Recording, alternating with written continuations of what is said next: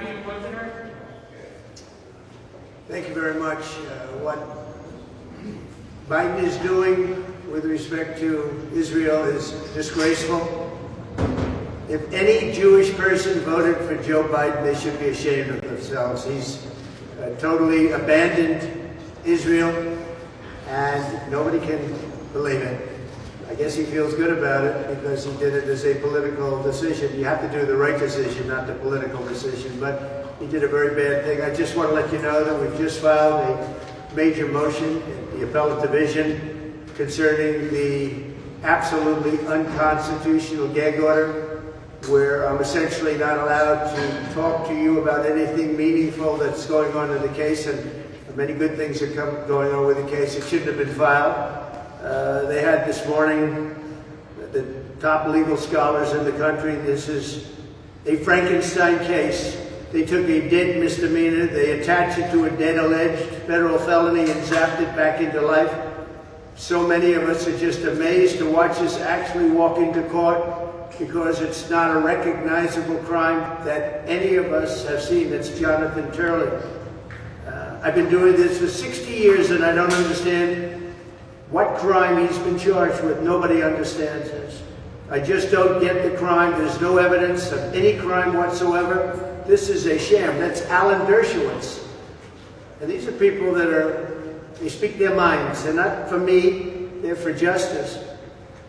This is another one. This is without precedent in American history, only with the desperation of President Joe Biden and his fanatic left-wing enforcers did it become possible to think about arresting and jailing their major political opponent. This case must be taken out of Judge Merchan's hands because he's totally conflicted.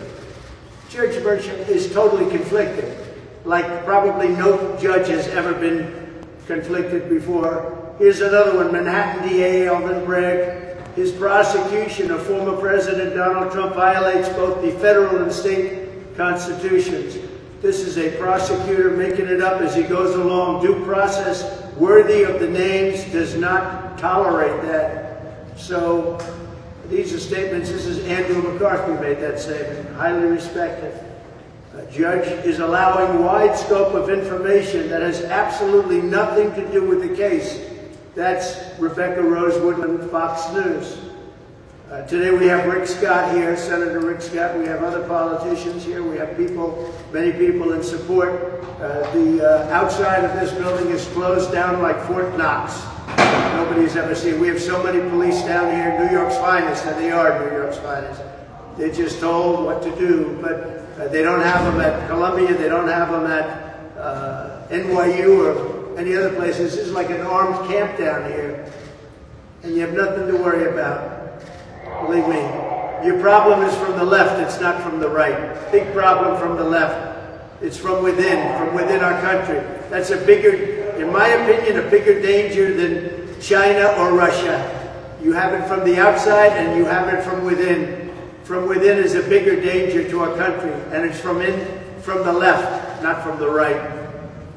But Rick Scott's here, and he said you can't go after political persecutions. This is a shame. This should not be happening in our country. And Senator Ted Cruz put out a very strong statement about attacking Donald Trump and the American voter. It's an attack on both. This is purely and simply election interference. There is no case. So that's the way it is, but here we sit after 2.5 weeks, and I think you'll see some very revealing things today, and I want to thank my lawyers. They've done a very good job, but I'd rather thank them after it's over as opposed to now, because we don't want them to get carried away. There's no case. Should have never been brought. Alvin Bragg didn't want to bring it. Cy Vance didn't want to bring it, and he didn't. He left. He didn't bring it. Everybody's looked at it. Southern District didn't bring it. Federal elections didn't bring it. It's also a federal case, not a state case, which they're not allowed to do, but these are minor details. So I just want to thank you for being here, and we'll see you later in the afternoon. Thank you very much. What did you think of the Stormy Daniels testimony? How does the lawyer feel about the testimony? Are you politicizing the trial?